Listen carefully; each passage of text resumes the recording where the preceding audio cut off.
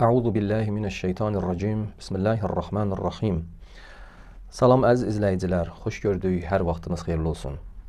Mövzumuz Qərbi Asiyada baş verən hadisələr və Amerika-İran arasında danışıqların təhlili idi. Həmçinin sonda bu hadisələrin müqabilində biz müsəlmanların vəzifəmiz məsələsi bəhs olunacaq. Ona görə bəhs çox mühümdür. Əzizlər çalışdıqları qədər məsələni diqqətlə izləsinlər və başqalarına da bunu bəyan eləsinlər, təbliğ etsinlər. Bu son müddətdə baş verən hadisələr qısa bir nəzər salaq. Birinci hadisə çox mühüm olan hadisələrdən biri ki, gündəmin diqqətini cəlb elədi, dünya ictimaiyyətini məşğul etdi özünə, Suriyanın vəhabilərin əlinə düşməsi idi. Suriya vəhabilərin əlinə düşdü və İsrail rejimi öz sərhədlərindən öz qoşunlarını daxil elədi Suriyaya, başladı irəliləməyə, müxtəlif yerləri raket zərbələri ilə vurmağa başladı. Həmçinin Türkiyə öz sərhəddindən öz qoşunlarını Suriyaya daxil elədi. Və beləliklə də Suriyada baş verən hadisələr dünya ictimaiyyətində başladı işıqlandırılmağa. İndi gələcəkdə mən qeyd eləyəcəm ki, bu hadisələr niyə görə çox belə işıqlandırılır, dünya ictimaiyyətinin diqqətini cəlb edir. Daha doğrusu bunu niyə belə süni şəkildə edirlər? Növbəti məsələ İsrail rejiminin Azərbaycanla İsrail rejiminin arasında müxtəlif əlaqələrin bu son müddətdə daha çox gücləndirilməsi idi. Diqqət edirsiniz, Azərbaycanla İsrail rejimi arasında hərbi təhlükəsizlik, iqtisadi və müxtəlif başqa sahələrdə əlaqələrdə ciddi şəkildə inkişaf yarandı, irəliləyiş oldu. Bildiyiniz kimi İsrail neftinin və maşınlarının, hərbi sənayesinin, maşınlarının, benzininin 50%-ni, 60%-ni Azərbaycan təmin edir. Və bu səbəbdən də İsrail rejiminin hərbi sənayesinin heç bir problemi yaranmır. Əlbəttə, Qazaxıstan da bu işdə İsrail rejiminə kömək edir və bu məsələ çox acınacaqlı bir hadisədir. Hər halda, bu son illərdə, son aylarda bu əlaqələrin daha çox genişləndirilməsi gözə çarpır. Növbəti baş verən hadisələrdən biri, bizim məsələmizə, mövzumuza aid olan Türkiyə dövlətinin öz mənafeləri üçün və həmçinin Amerika və İsrail rejiminin mənafeləri üçün atdığı ciddi addımlar idi.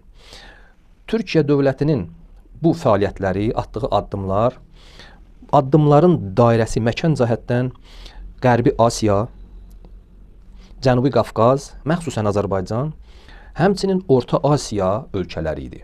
Qərbi Asiya deyəndə əzizlər, biz bir neçə müddət bundan əvvəldən ki, söhbətlərimiz davam edirdi. Əziz rəhbərimizin buyruqlarına əsasən Yaxın Şərq terminini Qərbi Asiya sözü ilə əvəz etdik. Əlbəttə, bu rəhbərimizin tövsiyəsi və buyruğuydu. Çünki Qərbi Asiya ki, Yaxın Şərq deyilirdi, İngiltərənin icadı idi. İngiltərəyə yaxın olan hər məkan olurdu yaxın. Məsələn, Yaxın Şərq. İngiltərəyə uzaq olan olurdu Uzaq Şərq. Və yaxud Orta Asiya. İngiltərəyə daha, məsələn, nə yaxındır, nə çox uzaqdır, orta. Əziz rəhbərimiz buyurduğu kimi, bu İngiltərənin öz mənafeyinə uyğun icad etdiyi termindir. Biz bu termini demirik. Qərbi Asiya, Yaxın Şərq, yəni Qərbi Asiya. Həmçinin Türkiyənin bu mehvərləri, yəni bu məkan cəhətdən fəaliyyət dairələrində əsas fəaliyyət mehvərləri nədir? Ən mühümləri bunlardır, əzizlər. Diqqət edin. İranın ətrafından, yəni İranın içindən deyil, kənarından keçəcək məşhur Turan enerji koridoru. Məxsusən Zəngəzur məsələsi. Həmçinin Qərbi Asiyadakı ciddi fəaliyyətləri, Türkiyənin Qərbi Asiyada ciddi fəaliyyətləri və Suriyada öz maraqlarını bərqərar etmək, bərpa etmək. Növbəti dördüncü mühüm bir hadisə ki, mən bunları xronoloji olaraq deyib gedirəm. İran-Amerika arasında birbaşa olmayan dolayısı danışıqlar idi ki, bu yaxın günlərə qədər davam edirdi. Və bunun fonunda baş verən bir sıra hadisələr.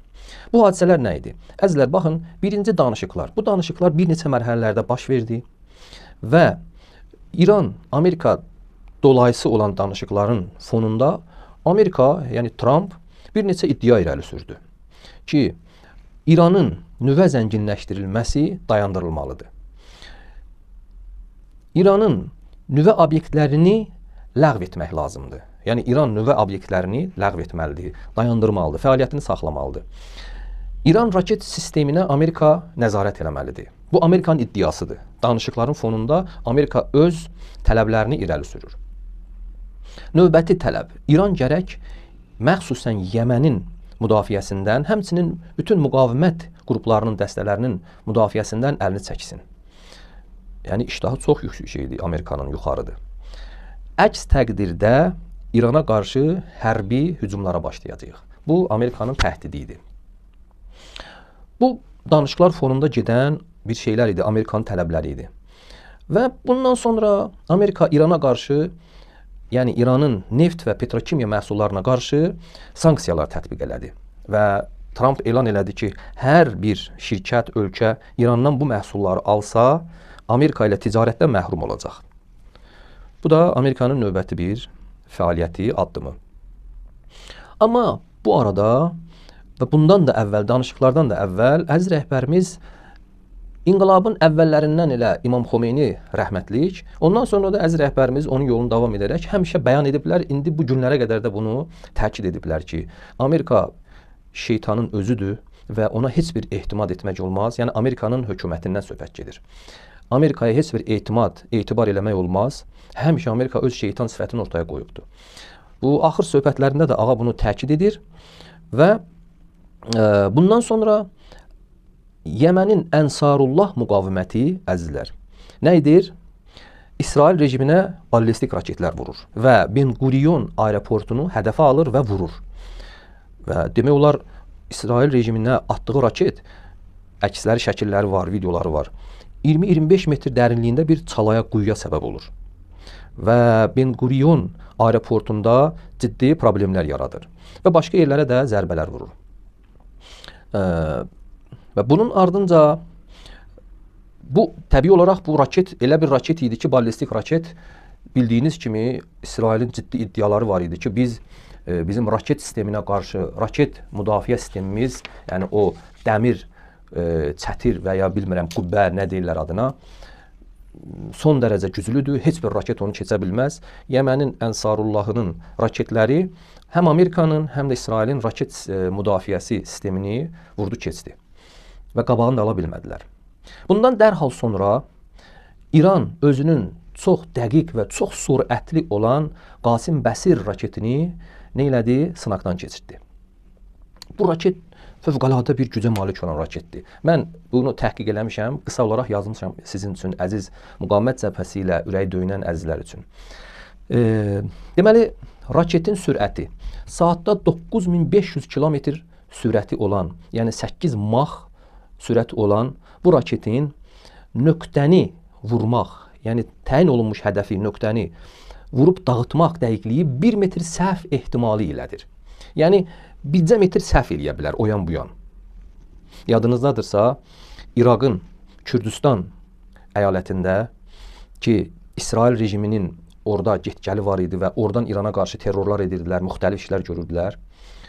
Orada bir neçə bina çəkilişləri var. Bir neçə binanın yerləşdiyi yerdə yaxın-yaxına olan binaların içində bir-birinə bitişik binalar. İsrail rejiminin, casusunun, xüsusi təhlükəsizlik orqanlarının işçisinin oturub orada həmin o Kürdistanın müxtəlif, bilmirəm, səlahiyyətli şəxsləri ilə söhbət elədiyi otağı İranın raketi vurur, dəqiq həmin otağı vurur. Kənarda olan heç bir yeri vurub dağıtmır. Otağı vurur, həmin yeri darmadağın edir. Həmin məntəqədə, eyni binaların içində. Bu raketin ən üstün və təəccüb doğuran qabiliyyətlərindən biri budur ki, özü görür, özü qərarı qəbul edir və özü də hədəfi vurur. Yəni, elə bir yeni bir sistemdir ki, həqiqətən məntəqədə İran bütün Qərbi Asiya məntəqəsində oyunun qaydalarını yenidən yazdı, təyin elədi. Bu raket TAD və Patriot raket əleyhinə müdafiə sistemlərindən keçmək qabiliyyətinə malikdir. Və bu hadisələr baş verdi. İran bununla bir neçə mesaj verdi. Baxın, İranın mesajları yazmışam. Siz düşmənlər, başda Amerika, İsrail olmaqla, dediniz ki, məntəqə və müqavimət dəstələrindən əl çəkməliyəm. Yəni İran məntəqədə müqavimət dəstələrindən əl çəkməlidir, onları müdafiə etməməlidir. Məntəqədə Amerikanın, İsrailin maraqları ilə bir cür yola gəlməlidir. Bunun müqabilində Yəmən İsrail rejiminin aeroportunu vurur. Bu bir. Növbəti mesaj. Düşmən deyir ki, İranın raket sisteminə biz nəzarət eləməliyik ki, o raket sistemi inkişaf eləməsin, qabağa getməsin. Nə bilim, İran demokratiya ziddinə hərəkətlər edir, İran terrorizm filan, özlərinin uydurduğu nağıllar. İran özünün Qasim Bəsir raketini sınaqdan keçirdir. İkinci mesaj. Üçüncü mesaj buydu ki, Amerika İranın neft məhsullarına sanksiya tətbiq edir və İranla ticarət, bu sahədə ticarəti bütün ölkələrə, şirkətlərə qadağan edir.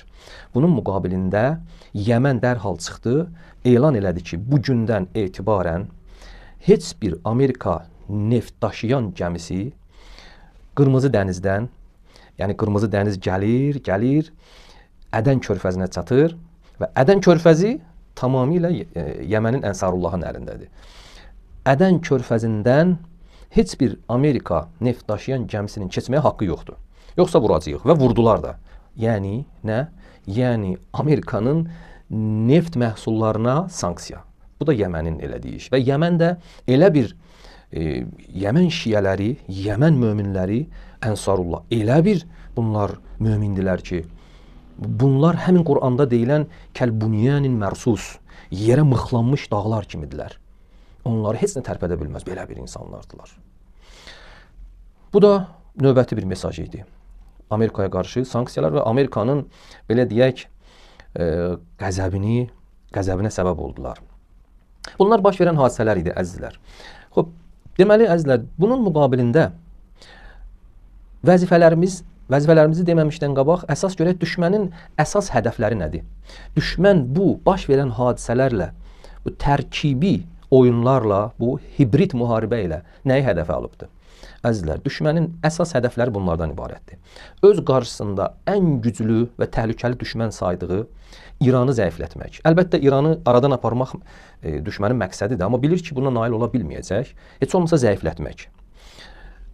Əlbəttə, İrandan başqa Rusiya və Çin də Amerikanın rəqib və düşməni sayılır. Amma Amerika və İsrail və müttəfiqləri yaxşı bilirlər ki, İranın Çinlə Rusiyadan ciddi fərqi var. Ciddi fərqi var və bu fərqə görə İran çox təhlükəlidir və İranla bacarmaq olmur. O fərq nədir? Əvvəla, İranda hökumət İslam qayda-qanunları əsasındadır. İslam hökumətidir. Bu hökumət ideologiyaya söykənib, yəni ideoloji bir hökumətdir, yəni İslam ideologiyasına. Xalq bu ideologiyanı dəstəkləyir, sevir, bu ideologiya uğrunda canını verir. Deməli, hökuməti də qəbul edir və hökumət üçün də canını verməyə hazırdır. Və bu hökumət, İran İslam hökuməti xalqa söykənib və bu hökumət aradan aparmaq mümkün deyil. Çünki xalqa söykənibdir və əlbəttə, çün İslam hökumətidir, həqiqi İslam hökumətidir. Bunun arxasında Allah dayanır və Allah kömək edir. Bunu aradan aparmaq düşmənin əsas hədəflərindən biridir və bundan da başqa İranın güclü hərbi sistemi vardır və bu hərbi sistemin müqabilində Amerika acizdir. Düşmənin ikinci hədəfi budur, rəhbərimizin buyruğudur. Rəhbərimiz buyurur bu son söhbətlərində. Düşmən Fələstin məsələsini unutturmaq istəyir. Bundan ötürü dünya ictimaiyyətinin diqqətini bir neçə məsələ ilə neyinir? Cəlb edir, yayındırır. Diqqəti yayındırır əsas kök məsələlərdən budaq və fər'i məsələlərə, cüz'i məsələlərə ki, Fələstin yaddan çıxsın. Bundan ötürü düşmən nə eləyir? Müxtəlif şayələr yayır. Bu, rəhbərimizin buyruqları əsasındadır, bu dediyim, bu axırdakı bu düşmənin hədəfləri. Müxtəlif şayələr yayır sosial şəbəkələrdə, media vasitəsilə. Yeni, cüz'i, şax-budaq məsələləri ortaya çıxarır. Əsli olmayan, kök olmayan məsələlər ortaya çıxardır və gündəmi məşğul edir. Məsələn, İran-Amerika danışıqlarını böyüdür ki, hansı ki, mühüm bir məsələ deyil ki, rəhbərimiz buyurub ki, bu, İranın gördüyü işlərin içində, İran, məsələn, dövlətinin gördüyü işlərin içində, yüzlərlə gördüyü işlərin içində biri də budur, məsələn. Yəmən məsələsini qabardır. İran Yəməni müdafiə eləməsin, Yəmən Ənsarullahının müdafiəsində olmasın və s. Bunlarla hey gündəmi məşğul edir. Suriya məsələsi. Suriya məsələsi ilə hey dünya ictimaiyyətinin, söhbətin əvvəlində xidmətinizdə dedim ki, Suriya məsələsini bir cür qabardırlar, terrorizmi, insanlara zülmü bir cür qabardırlar ki, tənha, bəli, Suriya məsələsi bizim canımızı, qəlbimizi yandırır və mütləq Suriya məsələsi də bizim diqqət mərkəzimizdə olmalıdır. Bunun üçün biz əlimizdən gələni eləməliyik. Amma rəhbərimiz neçə illər bundan əvvəl də buyurub ki, fərəcin, yəni çıxış yolunun rəmzli açarı Fələstindir. Yəni Fələstin məsələsi həll olsa, İsrail rejimi aradan getsə, dünyada məzlum məntəqələr, insanlar, qrupların böyük problemləri həll olur. Və hətta zuhur məsələsinə də ola bilər ki, böyük ehtimalla güclü təsirin qoysun zuhurun irəliləyişinə, zuhurun yaxınlaşmasına. Bu rəhbərimizin buyruğudur. Bəs biz müsəlmanların, İslam ümmətinin vəzifəmiz bütün bu məsələlərin fonunda nədir, əzizlər? Bu çox mühümdür. Sonda biz öz vəzifəmizi bilməliyik və buna dəqiq əməl eləməliyik. Çünki qiyamətdə istəyir namaz qılan olsun, Allah vaciblərini yerinə yetirsin, istəyir yetirməsin, hər halda müsəlmandır. Qılır namaz, qılmır, oruç tutur, tutmur, fərq eləmir. Hər bir müsəlmanın, qeyri-müsəlmanın da, amma mən müxatəbim hələlik müsəlmanlardır, hər bir müsəlmanın vəzifəsidir üçün hamısından qiyamətdə, hamımızdan hesab kitab gedəcək. Vəzifələrimiz nədir? 1. Düşmən, qeyd elədim, düşmən çalışır İran İslam Respublikasını zəiflətsin, aradan aparsın. Düşmən müqabilində əsas aparıcı, lokomotiv olan İran İslam Respublikasını neynəmək? Qorumaq. Və İranın, əziz rəhbərimizin müvəffəq olması üçün çalışmaq. Hər bir vasitə ilə, sonunda deyəcəm, əsas metod və vasitə nədir? 2. Fələstin məsələsinin unudulmaması üçün, gündəmdən düşməməsi üçün, solğunlaşmaması üçün çalışmaq. 3.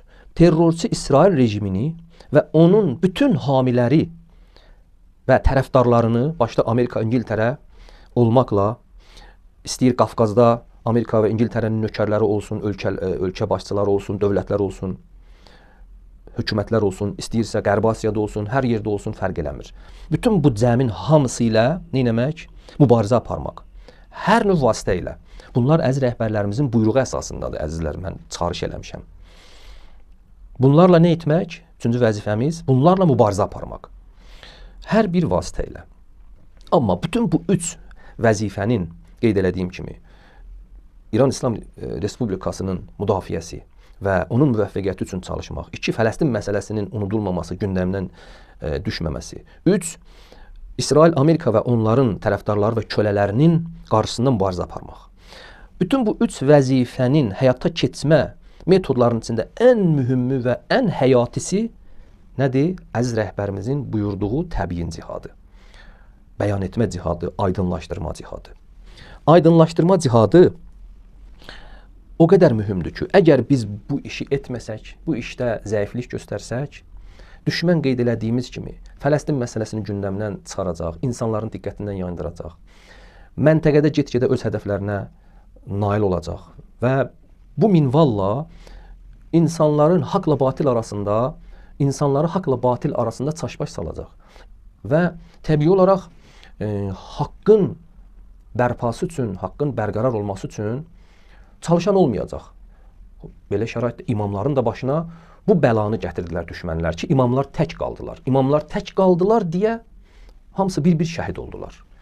Ona görə gərək biz meydanda olaq, imamlar tək qalmasın. Bugünkü vəli fəqihimiz, bugünkü vəli fəqihin aparıcısı olduğu xeymə, rəhbərçiliyi elədiyi xeymə və İran İslam Respublikası tək qalmasın. Biz çalışmalıyıq, vəzifəmizə əməl etməliyik. Ona görə bəyan etmə cihadı, aydınlaşdırma cihadı çox mühümdür və bu əsl vəzifəmiz bugün bizim budur. Sonda əziz rəhbərimizin ən son söhbətlərində buyurduğu bir cümləni qeyd edirəm, söhbətimi qutarıram. Ağa buyurur ki, ən son söhbətlərindəndir. Allahın tövfiqi ilə, izzət və cəlali ilə Fələstin işğalçı sionistlərə qələbə çalacaq. Bu baş verəcək. Batil bir neçə günlük fəallıq göstərir, dilvəgəri edir, amma mütləq aradan gedəcək. Sonra yenə təkid edir. Mütləq aradan gedəcək. Bunda heç bir şək və şübhə yoxdur. Hər birinizi Allaha tapşırıram və arzu edirəm ki, hamımız təbyin cihadında müvəffəq olaq. İmam Zaman əleyhissalamın zuhurunun tezləşməsinə səbəb olaq və ağanın zuhurundan sonra ağanın kənarında ən müvəffəq şəkildə çalışıb ağa ilə bir yerdə dünyada İslam sivilizasiyasının bərqərar olmasında mühüm rolu olanlardan olaq inşallah. Əzizlər, təbyin cihadını unutmayaq, əziz rəhbərimizi unutmayaq, haqq cəbhəsini unutmayaq, dualarda, fəaliyyətlərimizdə inşallah həmişə haqq cəbhəsi ilə olaq. Vəssalamu aleykum və rəhmətullahi və barakatuhu.